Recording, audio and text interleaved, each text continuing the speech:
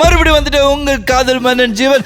இந்த வாரம் நம்மளுக்கு வந்து ஒரு புதிய எபிசோட் இருக்கு. அதே நேரத்தில் போன ஒரு எபிசோட நிறைய பேர் பார்த்துட்டு ஒன்னு புரிஞ்சுக்கிட்டேன். நம்ம வந்து இப்போச்சும் இந்த கே, இந்த பைசெக்சுவல், டிரான்ஸ்ஜெண்டர் பத்தி பேச நம்ம கம்யூனிட்டிக்கு வந்து பிடிக்கலன்னு நல்லா புரிஞ்சுக்கிட்டேன். அதனால இந்த மாதிரி எபிசோட்லாம் இனிமே எடுக்க வேணான்னு எங்க டீம் நாங்களாம் முடிவு பண்ணிட்டோம். ஏன்னா உங்களுக்கு பிடிக்கலன்னா நான் எது போடுறது. சரி வாங்க இந்த ஒரு எபிசோட் போலாம்.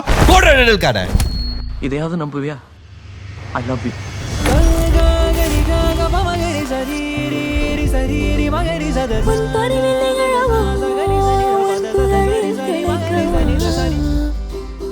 சரி வாங்க இந்த வாரம் காலர் போலாம்.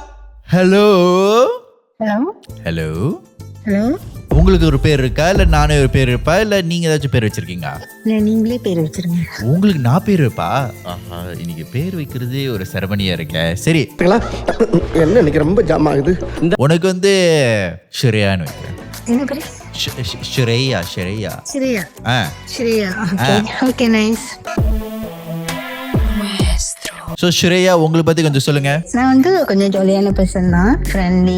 எனக்கு வந்து கொஞ்சம் எக்ஸ்ப்ளோர் பண்ண ரொம்ப பிடிக்கும். டிராவலிங் இந்த மாதிரி எல்லாம் ரொம்ப பிடிக்கும். ரொம்ப ஈஸி கோயிங்களா அந்த மாதிரி ஒரு பர்சன். அவ்வளோதான். என்ன சொல்ல சொன்னா என்ன சொல்லிட்டு இருக்க? நான் என்ன இப்போ டேட்டிங் ப்ரொஃபைல கேட்டேன். நான் கேட்குற கேள்வி இங்கே இருந்து பேசுறீங்க, என்ன வயசு அது கேட்டா நீ வந்து உன் பர்சனாலிட்டி பற்றி பேசியிருக்க. இதெல்லாம் தெரிஞ்சுக்கிட்டு நான் என்ன பண்ண போறேன்? ஓஹோ, எனக்கு நிறைய வேலை இருக்குன்னு தெரிஞ்சுக்கிட்டு வலுக்கட்டாயமா உங்களுக்கு ஓகே, பேராலேருந்து பேசுறேன். பேரால இருந்து பேசுறியா? சரி, நார்த்ல இருந்து பேசுறீங்க. உங்களுக்கு என்ன வயசாது? உங்க வயசு சொல்ல விரும்புறீங்களா இல்ல வேணாமா? நான் வந்து 43. 43யா? எஸ். ஓகே, உங்களுக்கு ஷ்ரேயாக்கு ஒரு வயசு தான் உள்ளது. வேணா இதோட நிறுத்திக்கிறோம். சரி சரி. ஸோ ஷ்ரேயா உங்கள் காதல் கதையை சொல்லுங்க ஷ்ரேயா. ஓகே, என்னோட காதல் கதை வந்து நார்மலா லைக் கெட் டு நோ பண்ணும், அப்புறம் லிவ் பண்ணும். அதெல்லாம் ஒன்றும் பிரச்சனை இல்லை, எல்லாம் ஓகே தாச்சு. பட் என்னோட அந்த பையன், அவங்களுக்கு ஏதாவது ஒரு பேர் இருக்குமா? மிஸ்டர் ஏன்னு வச்சுக்கிறேங்க. ஏயா அரவிந்த் வச்சுக்கோ. சரி, அரவிந்த்.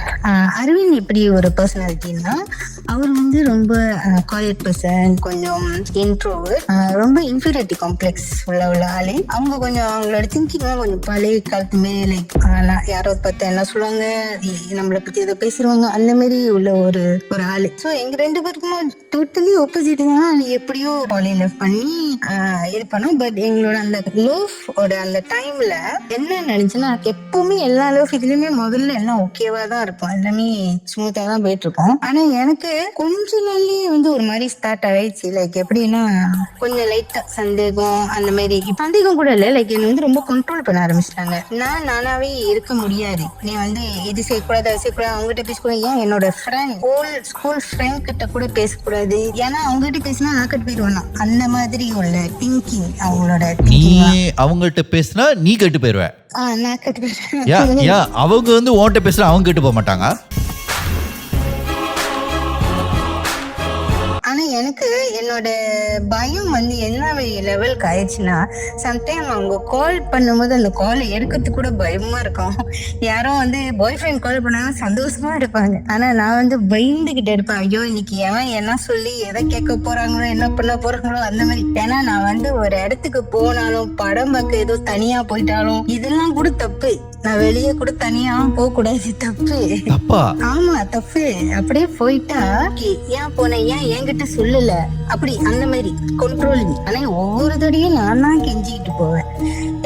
அதான் அந்த வயசு குறைவா இருக்கும் போது காதல் பண்ணா, அந்த சமயம் வந்து அந்த ரெட் ஃபிளாக் இந்த மாதிரி இதெல்லாம் தெரிய மாட்டேங்குது.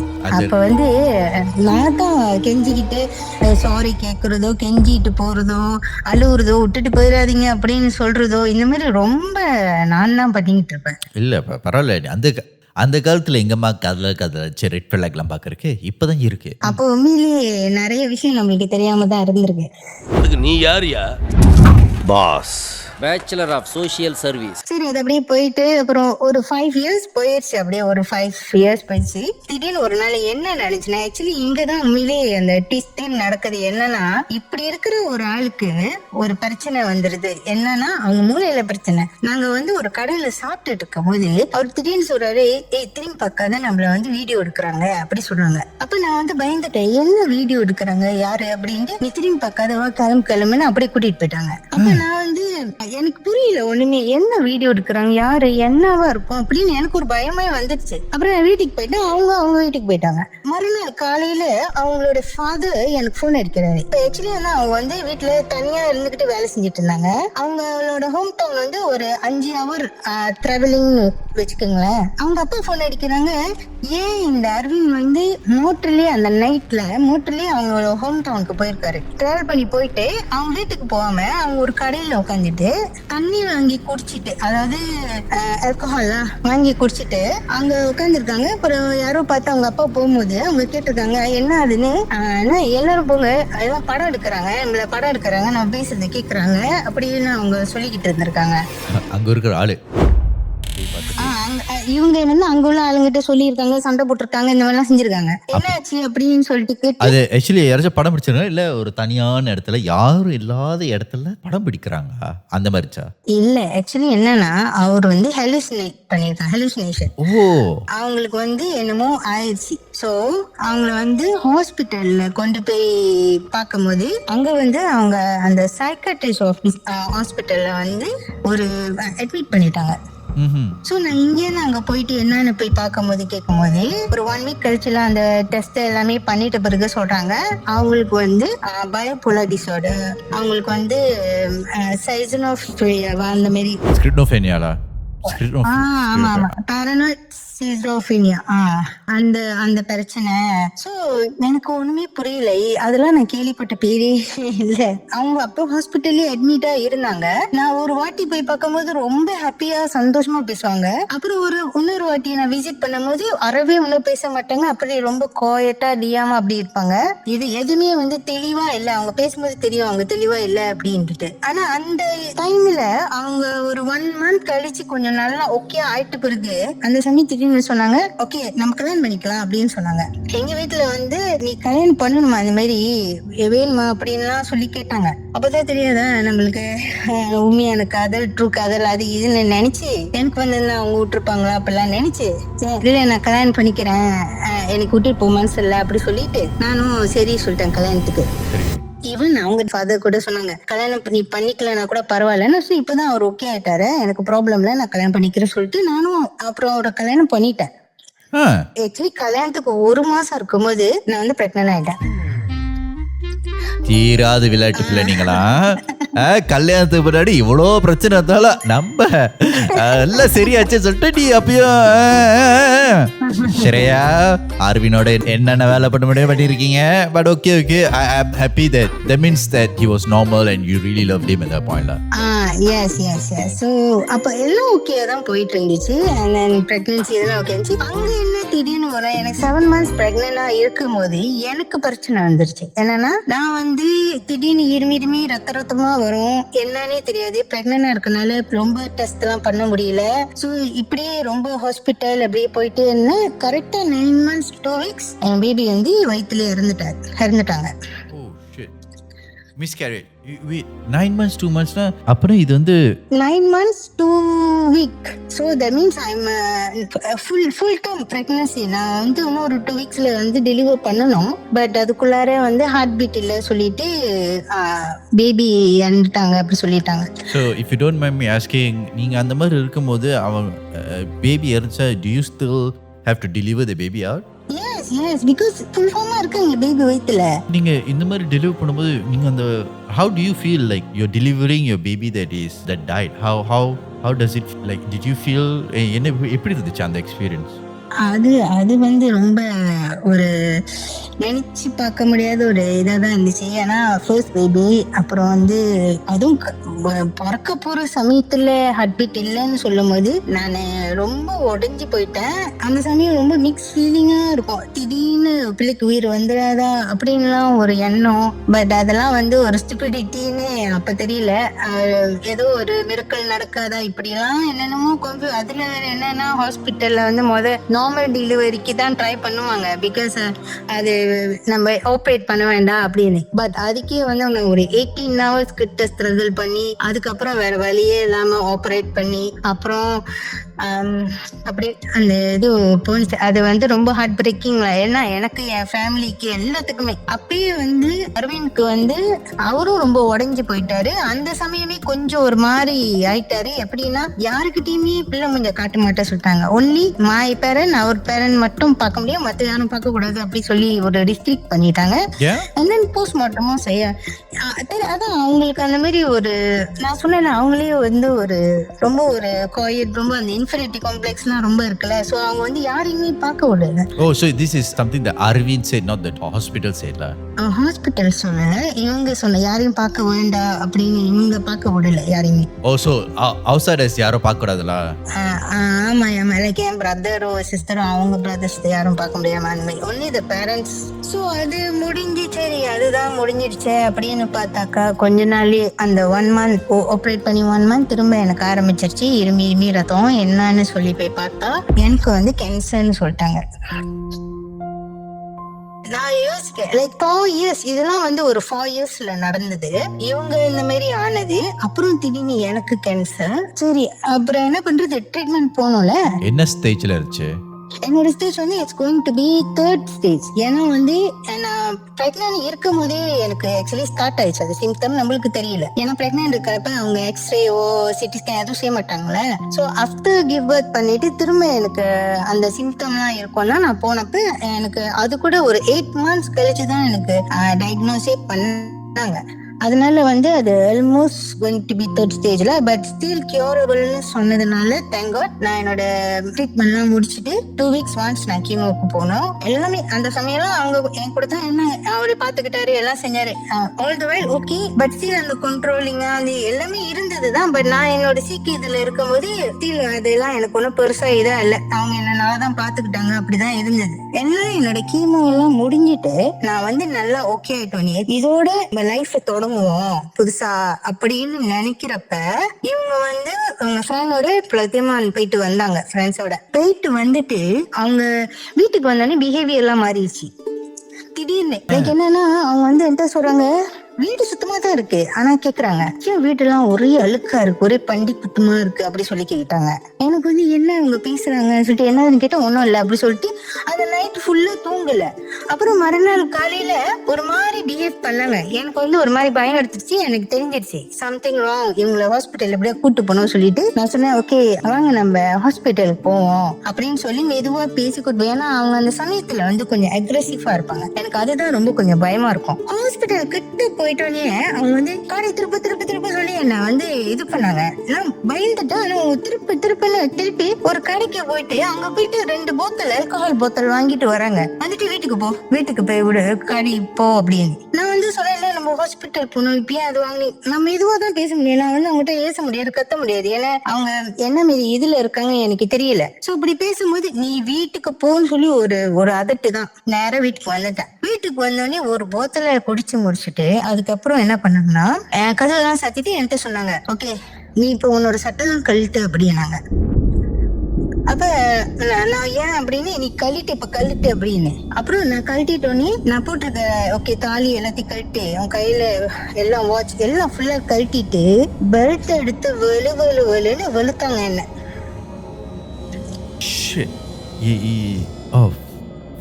அப்புறம் பெல்ட் எடுத்துட்டு அடிக்கிறாங்க, ஹேங்கர்ல அடிக்கிறாங்க. நான் வந்து ஏன் அடிக்கிறீங்க என்னன்னு சொல்லி கேக்குறேன். நான் வீட்டுல இல்லாத போது யார் வந்தா அப்படின்னு சொல்லி கேக்குறாங்க. நான் சொன்னேன் யாரும் வரல, யார் வந்தா அப்படின்னு சொல்லி கேக்குறேன். யார் வந்தா நீ சொல்லுன்னு சொல்லிட்டு அடிக்கிறாங்க. ஏன்னா அவங்க சொல்றாங்க நான் வீட்டுக்கு வரும்போது காட் ஹவுஸ்ல வந்து சொன்னாங்க யாரோ வந்து உன்னை ஏத்திட்டு போனாங்க அப்படின்னு. அப்ப நான் சொல்றேன் அவன் யாரை பார்த்தா எனக்கு தெரியாது, நான் எங்க போனேன், ஒண்ணு என் ஃபேமிலியோட போயிருப்பேன் அப்படின்னு சொல்லி நான் அழுவுறேன், நான் கத்துறேன் செம்ம அடி எனக்கு. அப்ப நான் வந்து சொல்றேன் நான் யாருன்னு சொல்லுவேன், நீங்க என்ன சொல்றீங்க அப்படின்னு கேட்கும் போது அது வேற தமிழ் தப்பா போச்சு. நான் யாருன்னு சொல்லுவேன்னு சொன்னத யாருன்னு சொல்லணும், அப்ப எத்தனை பேர் வந்தாங்க, உனக்கு யாருன்னு சொல்ல தெரியலையா அப்படி அந்த மாதிரி கேக்குறாங்க. இந்த நேரத்துல உனக்கு கடவுள் வந்து நாக்கிலே ஒரு சனி வச்சிருக்காரு. கடவுளை பார்த்துட்டு ஐயோ விறுவிறுன்னு ஒரு சட்டையை சும்மா மேல போட்டு ஒரு டிஷர்ட்டை போட்டுட்டு நான் பக்கத்து ரூம்ல ஓடுனேன். அவங்க திரும்ப அங்க வந்தோடனே நான் சரி மயக்க போட்ட மாரி நடிச்சிருவோமான்னு சொல்லிட்டு மச்சான் லெம்மாவும் ஆன மாதிரி செஞ்சேன். அப்பயும் மூஞ்சில குத்துன்னு குத்தவும் முடியாது, இவர்கிட்ட முடியாதுன்னு சொல்லிட்டு தடுத்து அந்தான போகும்போது டம்பெல தூக்கிட்டு வந்துட்டாங்க என் மண்டையில போட. ஐயோ அது ஒரு மரண பயமே வந்து கத்துனோடனே அவங்க வந்து சொன்னாங்க, நான் போட்டு கொன்னு புதைச்சிருவேன் இங்கேயே, ஆனா என்ன போலீஸ் பிடிக்க முடியாது ஏன்னா நான் கருக்கேன் அப்படின்னு சொன்னாங்க. அந்த சமயம் தான் நினைச்சு இதுக்கு மேல இங்க இருக்க முடியாதுன்னு சொல்லிட்டு விறுவிறுன்னு அந்த உடஞ்ச போனு கீழே அடிஞ்சு அதை எடுத்துட்டு கதவு திறந்து ஓடிட்டேன் வெளியே. ஓடிட்டு அங்க அந்த மெயின்டெனன்ஸ் ஆபீஸ்ல போயிட்டு அழுந்துகிட்டே சொல்றேன், என் வீட்டுக்கு போன் அடிங்க, என் வீட்டுக்கு என் ஹஸ்பண்டுக்கு என்னமோ ஆச்சு, நீ யாருக்காவது அடிங்க அப்படின்னு சொல்லிட்டு எனக்கு என்ன பண்றதுன்னே தெரியல அப்படின்ட்டு. அதுக்கப்புறம் வந்து அவங்க எல்லாம் சமாதானப்படுத்தி போலீஸ் கூப்பிட்டாங்க. ஆனா போலீஸ் வந்தப்ப நான் அப்பயும் வந்து நான் போலீஸ் சொல்றேன், அவருக்கு வந்து ஏற்கனவே ஒரு ஹிஸ்டரி இருக்கு, அவங்களுக்கு இந்த மாதிரி பைபோலார் டிஸார்டர் இருக்கு, அந்த மாதிரி ஒரு அட்டாக் தான் வந்துருச்சு நினைக்கிறேன், அதனாலதான் அப்படி பிஹேவ் பண்றாங்க, சோ மேபி அவங்கள நீங்க ஹாஸ்பிட்டல் கூட்டிப்பாங்க. ஆனா எனக்கு அங்க வர எனக்கு தைரியம் இல்லை, எனக்கு ரொம்ப பயம் இருக்கு. அந்த சமயம் வந்து நான் ரொம்ப பயந்துட்டேன், ஏன்னா அடி வேற வாங்கியிருக்கேன், எனக்கு என்ன பண்றதே தெரியல. அந்த சமயம் என் பேரண்ட்ஸும் வந்து அங்க இல்லை. அந்த சமயம் அப்ப யாருமே இல்லைன்னு சொல்லும் போது நான் என் ஃப்ரெண்ட் வீட்டுக்கு போயிட்டேன். என் ஃப்ரெண்டை கூப்பிட்டு அவங்க என்னை கூட்டிட்டு போயிட்டாங்க. சோ மறுநாள் அப்புறம் நான் ரெண்டாவது என் பேரண்ட்ஸோட நான் வந்து பார்த்தோன்னே தான் பாக்குறேன், அவங்க என்ன வேலை பண்ணி வச்சிருக்காங்கன்னா வீட்டுல உள்ள எல்லா ஜாமானையும் போய் குப்பைத்தட்டுல போட்டாங்க. என்னோட ஜாமா என்ன பிறந்த சொல்ற ஐசி, ஏன்னா நான் அங்கேயிருந்து ஓடியான போது எதுவுமே எடுத்துட்டு வரலையா. சோ என்னோட முக்கியமான ஜாமா அதாவது மெடிக்கல் ரிப்போர்ட்ஸ் எல்லாமே குப்பைத்தட்டி போச்சு. என்னால எவ்வளவு கொஞ்சம் காப்பாற்ற முடியுமோ அவ்வளவுதான் காப்பாத்தேன், மற்றது எல்லாம் போச்சு. என்னோட தாலி கூட எங்கேயோ போய் தூக்கி போட்டாங்களாம். திரும்ப அந்த ஹாஸ்பிட்டல்ல அட்மிட் பண்ணிட்டாங்க. அப்புறம் நான் ஒரு 1 வீக் கழிச்சு போறேன், அவங்க என்ன பார்த்த கையோட கேக்குறாங்க, ஐயோ மூஞ்சிக்கு என்ன ஆச்சு அப்படி சொல்லி கேக்குறாங்க. அப்ப நான் சொன்னேன், என் மூஞ்சிக்கு ஒண்ணும் இல்ல, ஹாப்பி ஆனிவர்சரின்னு. அதான் என்னோட ஃபர்ஸ்ட் ஆனிவர்சரி. அந்த அன்னைக்கு மறந்துட்டான் அடிச்சத. அவங்களுக்கு தெரியவே இல்ல, அதான் சொல்றேன்ல, அந்த சீக்கு வந்து என்னோட லைஃப ரொம்ப ரொம்ப புரட்டி போட்டு அடிச்சிருச்சு உண்மையிலே. அப்புறம் ரிப்போர்ட்ல வந்து பார்த்தா ஆல்கஹால் அபியூஸ்னு போட்டிருக்காங்க. அப்ப ஆல்கஹால் அபியூஸ்னா லைக் என்னது அப்படிமா இல்ல, அவங்க ரொம்ப ஓவரா அந்த மாதிரி ஆல்கஹால் எடுத்ததுனால அவங்க மண்டைப்படி ஆயிடுச்சு, மூளை என்னென்னமோ சொல்றாங்க. கீழே நான் வந்து பொறுமையா தான் இருந்தேன் அப்பயும். அப்ப அவங்க ஒரு 2 months இருந்தாங்க, கொஞ்சம் கம்ப்ளீட்டா ஓகே ஆகி வந்தாங்க. கொஞ்ச நாள் கழிச்சு திரும்பவும் ஆல்கஹால் எடுக்க ஆரம்பிச்சாங்க. சோ எடுக்க ஆரம்பிக்கவும் நான் முடிவு பண்ணிட்டேன், நோ இனிமேல வந்து என்னால இவங்க கூட இருக்க முடியாது அப்படின்னு சொல்லிட்டு நான் முடிவு பண்ணிட்டேன். ஆனா அந்த விஷயத்த அவங்க கிட்ட சொல்றதுக்கே நான் ஒரு பாடுபட்டேன் பயங்கரமா, ஏன்னா சொல்ல முடியல. இப்படின்னு சொல்லிட்டு பிறகும் அவங்க வந்து பண்ணது என்னன்னா, எனக்கு பயங்கரமான கொலை மிரட்டல், ஒன்னு கொண்டு போட்டுருவேன், வெட்டி போட்டுருவேன் இப்படிதான். ஆனா நான் வேணாம் சொன்னோன்னே அவங்க அந்த வீட்ல இருந்து வெளியாயிட்டாங்க. நான் தனியா என் பேரண்ட்ஸ் கூட தான் இருந்தேன். வேலைக்கு போயிட்டு வரும்போது காடியை விட்டு இறங்குறதுக்கே ஒரு 1/2 மணி நேரம் வெயிட் பண்ணுவேன் காடியிலே. எங்கடா எந்த சைட்ல இருந்து வந்து என்ன வெட்டிடுவாங்களோன்னு பயந்து ட்ராமட்டிக்கான ஒரு இதுல இருந்தேன் நான். சோ நீ பயந்து தான் வாழ்ந்துட்டு இருந்த அந்த இடத்துல. அந்த ஃபேஸ் டைம்ல வந்து உண்மையிலே நான் ரொம்ப ரொம்ப பயந்தேங்க. என்னோட உயிர் போயிடும்ன்ற பயம் வந்து எனக்கு ரொம்ப ரொம்ப அதிகமா இருந்துச்சு. உன் பேரண்ட்ஸ் அந்த நேரத்துல வந்து என்ன சொன்னாங்க? என் பேரண்ட்ஸ் வந்து ஆக்சுவலி அவங்க எல்லாம் ரொம்ப சப்போர்ட்டிவா தான் இருந்தாங்க எனக்கு. அவங்க சொன்னாங்க, உன்னோட இது முடிவு தான் எல்லாமே, ஓகே வேணாம்னு சொன்னோம், கேட்கல, இது பண்ண, சரி எல்லாம் முடிஞ்சிருச்சு, இப்ப எப்படியாவது இதுல இருந்து வெளியாகணும் அப்படின்னு. சோ நான் டிவோர்ஸ்க்கு எல்லாம் அப்ளை பண்ணி எல்லாம் இது பண்ணி அவங்க அந்த இது முடிகிற வரைக்கும் எனக்கு வந்து ரொம்ப ட்ராமட்டிக்கா தான் இருந்துச்சு. ஏன்னா அவங்க ஏதோ ஒரு நாள் திடீர்னு என் வீட்டுக்கு தண்ணி போட்டுட்டு வந்து என் கழுத்தை பிடிச்சிட்டு சண்டை போட வரும். அப்ப என்னோட சிப்லிங்ஸ் தான் வந்து அதெல்லாம் தடுத்து அவங்க எல்லாம் இருந்ததுனால நான் அந்த சமயத்துல தப்பிச்சேன். அந்த மாதிரி ஃபேமிலி உங்க கூட இருந்துச்சுல? எஸ் என் ஃபேமிலி வந்து பெரிய சப்போர்ட்டா இருந்துச்சு எனக்கு. டிவோர்ஸ் பண்ணிட்டாளா? எஸ் பண்ணிட்டேன். அதுக்கப்புறம் வந்து ஒரு வாட்டி அவங்க ஒரு மெசேஜ் அனுப்புனாங்க. அப்ப வந்து மேபி அவங்களே இதை புரிஞ்சுக்கிட்டாங்களா என்னன்னு எனக்கு தெரியாது. ஆனா நிறைய அட்வைஸ் பண்ணி அனுப்பினாங்க. நீ வந்து இப்ப நீ என்ன டிவோர்ஸ் பண்ணிட்டு நீ வேற ஆள கல்யாணம் பண்ணனா எப்படி, அவன் வந்து உன்னை சந்தேகப்பட மாட்டானா, உன்னை கேட்க மாட்டான், லைக் எல்லாருமே அவர் மீறியே நினைச்சிட்டாங்க. நான் சொன்னேன், இப்பதான் நான் வேணாம் ஒரு லைஃப் வேணான்னு சொல்லிட்டு நான் இருக்கேன். இன்னொரு லைஃப் பத்தி நான் வேணா யோசிக்கல. பட் எனக்கு இந்த லைஃப் வேணாம். என்னால திரும்ப நான் இது பண்ண, ஏன்னா அவங்கனால இப்ப நான் சொன்னது வந்து உங்ககிட்ட ஒரு 50%. அப்ப இன்னும் வந்து எவ்வளவு நான் அனுபவிச்சிருக்கேன் அவங்கனால. பட் ஸ்டில் வந்து அந்த சீக்குனால அண்ட் உங்களோட அந்த குடி பழக்கத்தினால. ஏன்னா மெயினா அந்த ரிப்போர்ட்ல போட்டது ஆல்கஹால் அபியூஸ் போட்டிருந்தாங்க. அவங்கள வந்து ஈவன் அந்த இதுக்கு கூட அனுப்பியிருந்தாங்க. ஆனா அவங்க அந்த இதுக்கும் ஒழுங்கா போல, அந்த கவுன்சிலிங்க்கு, ரீஹாப்ல. சோ நான் ஒன்னு கேக்குறேன். இப்போ வந்து அவர் வந்து இந்த ஸ்கிசோஃப்ரெனியா இருக்கு, அவர் வந்து இந்த ஆல்கஹால் வந்து ஒரு அந்த டிசீஸை வந்து கண்ட்ரோல் பண்றதுக்காண்டி குடிக்கிறாரா, இல்ல அது அந்த ஆல்கஹால்னால தான் இந்த டிசீஸ் வந்துச்சா? சரி வந்து அது எனக்கு தெரியல. ஆனா அவங்க ஆல்கஹால் குடிக்கிறது அவங்க அடிக்டடா ஆயிட்டாங்கன்னு நினைக்கிறேன். His alcoholic. ஐ திங்க் ஒரு அந்த விஷயம் நடக்காத முன்ன ஒரு 5 years பேக் வந்து முத நடந்துச்சு சொன்னேன்னா, அவங்க யாரோ வீடியோ எடுக்கிறாங்க சொன்னேன். அந்த இது நடக்காத முன்ன அவங்க வந்து தலையில பிவிசி பைப்ல அடிச்சுட்டாங்க அவங்கள. சோ அவங்களுக்கு வந்து தலையில ஒரு பெரிய 2 காயம் இருக்கும். அது தையல் போட்டு அந்த மாதிரி இருக்கு. மேபி அதனாலே இருக்குமா அப்படின்னும் தெரியல. பட் ஆல்கஹாலும் ஓவரா எடுத்ததுனால டாக்டர் சொன்ன விஷயம் என்னன்னா, மூளையில வந்து ஒரு லிக்விட் மாரி ஒண்ணு இருக்கும். அது குறைஞ்சிட்டா வந்து அந்த பர்சன் வந்து இந்த மாதிரி ஹாட்டா பிஹேவ் பண்ணுவாங்க அப்படின்னு ஒரு விஷயத்தையும் சொன்னாங்க. மேபி டாக்டர்ஸ்க்கு இது புரியலாம். பட் எனக்கு தெரிஞ்சது வந்து இவ்வளவுதான். இப்போ வந்து கல்யாணம் பண்ணிட்டீங்க இல்ல யாராச்சும் டேட் பண்றீங்க? ஒரு இல்ல இப்ப 3 years நான் டிவோர்ஸ் பண்ணி 3 years கழிச்சு நான் இன்னொரு கல்யாணம் பண்ணிக்கிட்டேன். அவரு வந்து இஸ் டோட்டலி டிஃபரெண்ட் பர்சன். என் தங்கம். எனக்கு ஒரு சன் இருக்காங்க. ஓகே. சோ இது கல்யாணம் வந்து உனக்கு எப்ப நடந்துச்சு? இந்த ஃபர்ஸ்ட் கல்யாணம் ஒரு என்ன வயசா இருந்திருப்பீங்க? இந்த ஃபர்ஸ்ட் கல்யாணம் எனக்கு நடக்கும்போது எனக்கு 29. So you divorced him by 31 la. Yes. Second கல்யாணம் நடக்கும்போது 34.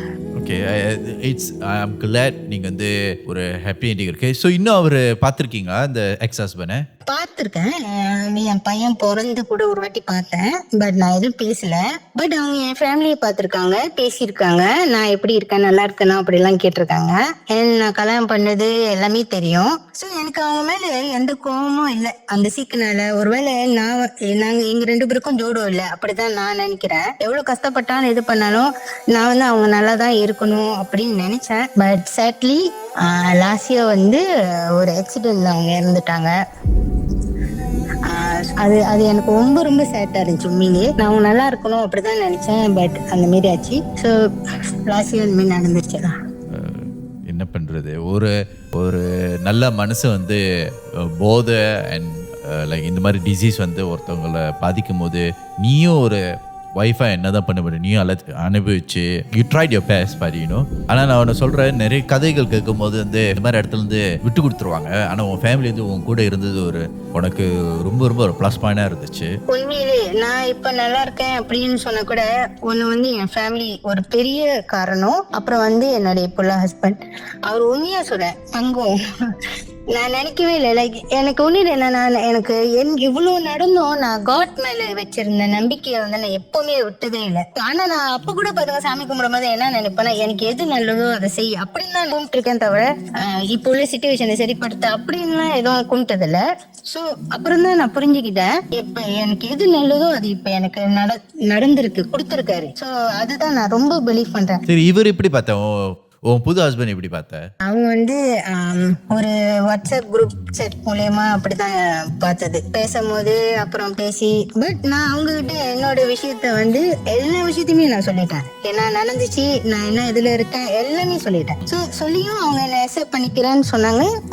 அவங்களோட பேசுனது ரொம்ப பாசிட்டிவா இருந்துச்சு. ஓகே, நான் இது பண்ணேன். Now I am happily married. Next year வந்தா 10 years. Oh wow, congratulations on your 10th year anniversary. அடுத்த வருஷம் தான் 10 years. பையனுக்கு என்ன வயசு? அவருக்கு 8 வயசு. 8 வயசு. ஓகே. நிறைய கதை எபிசோட் பார்த்து நிறைய பேர் சொல்லுவாங்க, இந்த மாதிரி எபிசோட் பார்த்து காது மேல் நம்பிக்கிறேன். சில பேர் வந்து உன் ஹெக்ஸ் ஹஸ்பண்ட் மாதிரி இருப்பாங்க, அண்ட் சில பேர் வந்து உன்னோட current husband. So there's always life after a tragedy. Yes. So I think that you are a great example of it. Thank you so much உங்க கதை ஷேர் பண்ணதுக்கு. Thank you so much. Okay, take care. Okay, bye, take care. இந்த கதையில இருந்து என்ன சொல்றது எனக்கும் தெரியல. ஆனா இதுல இருந்து ஒரு முக்கியமான விஷயம், இந்த மாதிரி அபியூஸ் இருக்கும்போது இது ஒரு யூனிக்கான கதை. நிறைய பேருக்கு இந்த மாதிரி நடக்குமா இல்லையான்னு எனக்கு புரியல. But இந்த மாதிரி bipolar disease வரும்போது it is very very hard to live with a person, and despite that நிறைய பேர் வந்து அந்த மாதிரி ஆளுங்களோட இன்னும் வாழ்ந்துட்டு தான் இருக்காங்க. Love still finds them. It's not easy. I really admire that people who could do that. It's not easy living with those kind of people, but it's also not easy being those kind of people. அவங்க மேல தப்பு இல்லை, இதுங்க வந்து ஒரு mental illness மாதிரி. So நீங்கள் அவங்களும் ப்ளேம் பண்ண முடியாது. ஏன்னா நிறைய தடவை வந்து அவங்களுக்கு தெரியாமல் இதெல்லாம் நடக்குது, அவங்கள மீறி இதெல்லாம் பண்ணுறாங்க. And there's a lot of people இந்த மாதிரி டிசீஸ்லாம் இருந்தும் அவங்க வந்து வாழ்க்கை வந்து ஒரு தனிமையில் இருந்து சில நேரத்தில் வாழ பார்ப்பாங்க. And if you're watching that, I really appreciate you for doing your best and living in this life. And people who are in that relationship, you're doing a great job. I hope you don't go through what this girl is going through, and you are having a wonderful amazing life as well. அதே நேரத்தில் ஒரு முக்கியமான விஷயம் வந்து இந்த கதையில இருக்கு, alcohol abuse. Alcohol abuse வந்து நம்ம கம்யூனிட்டில இருந்து ரொம்ப ஹையான விஷயம். நம்ம கம்யூனிட்டி வந்து ஹார்ட் லேபர் பண்றவங்க. இப்போ லேபர் பண்ண நம்ம வந்து ரொம்ப கஷ்டமான வேலை பண்ணும்போது நிறைய பேர் வந்து ஆல்கஹாலுக்கு வந்து ஒரு கேட்வேயா பார்க்குறாங்க. ஏன்னா தண்ணி அடிச்சா அந்த வழியில இறங்கும்னு சொல்லிட்டு ஆல்கஹால் குடிக்கிறாங்க. ஆனால் நிறைய பேர் அந்த ஆல்கஹாலுக்கு வந்து அடிமையாகிறாங்க. அடிமையாகும் போது உங்க வாழ்க்கையை நீங்க இழக்கிறீங்க. Alcohol it's okay if you drink it responsibility. இந்த மாதிரி ஓவரா குடிக்க ஆரம்பிக்கும்போது உங்க வாழ்க்கையே மாறும். Addiction is a real thing. நீங்க வந்து சின்ன பிள்ளைங்க இதை பார்த்துருந்தீங்கன்னா ஆல்கஹால் வந்து அளவோடு குடிக்கணும், ரொம்ப குடிக்கக்கூடாது. குடிச்சிட்டே இருந்தா வாழ்க்கை போயிடும். வாழ்க்கை மட்டும் போகாது, ஹெல்த்தும் போயிடும். இந்த மாதிரி ரிலேஷன்ஷிப்ல இருக்கும்போது நீங்க வந்து ஒருத்தவங்க வந்து ஆல்கஹால் ரொம்ப குடிச்சிட்டே இருந்தாங்கன்னா you can try to change them, but if they don't change within themselves and they don't realize what they're doing, it's going to be a difficult journey to make them change. This girl in this story knew what she was going through, and ஒரு divorce ஆன பிறகு அவங்க எதுவும் பண்ணல. So அவருக்கே தெரியுது இது நம்ம என்ன மாதிரி இடத்துல இருக்கோம். So he distances her, and I'm you know நம்ம என்னதான் தப்பு சொல்ல முடியும். அவரும் இறந்துட்டாரு. ஸோ இறந்தவங்க பற்றி பேசுறது நம்மளுக்கு வந்து எந்த உரிமையும் இல்லை, and they can't come and defend themselves. But I do appreciate this girl. She's a great example of after a terrible life, there is a wonderful life. So நிறைய பேர் இந்த கதை கேட்கும் போது don't give up. Just because it's hard now doesn't mean it's going to be hard forever. You will find love. You will find the best person in life. சின்ன தடங்கள் வந்தன வாழ்க்கை வந்து முடிஞ்சிருச்சுன்னு நினைக்காதீங்க. Always life after something bad. With that being said, உங்களுக்கு இந்த காதல் பிடிச்சிருந்தா மறக்காம Google Doc League சப்ஸ்கிரைப் பண்ணுங்க, ஷேர் பண்ணுங்க, லைக் பண்ணுங்க. அதே நேரத்தில் if you are going through something terrible like this, please do contact the necessary hotline. ஏன்னா அந்த ஹாட்லைன்லாம் ப்ரொவைட் பண்ணுவாங்க. நீங்கள் கூகுள் பண்ண அந்த ஹாட்லைன்லாம் வந்துடும். என்னால் பர்சனலி போட முடியாது, ஏன்னா வந்து அஃபிலியேட்டட் ஆகிட்டேன்னா அது லீகல் எனக்கு ப்ராப்ளம் வந்துடும். ஸோ அதனால தான் நான் வந்து அந்த லிங்கில் விட, but you can Google it. Google பண்ணும்போது உடனே வந்துடும். Help is always there for you. People are always there to help you out. Okay, with that being said, thank you so much for watching. My name is Jeevan, and this is Kadala.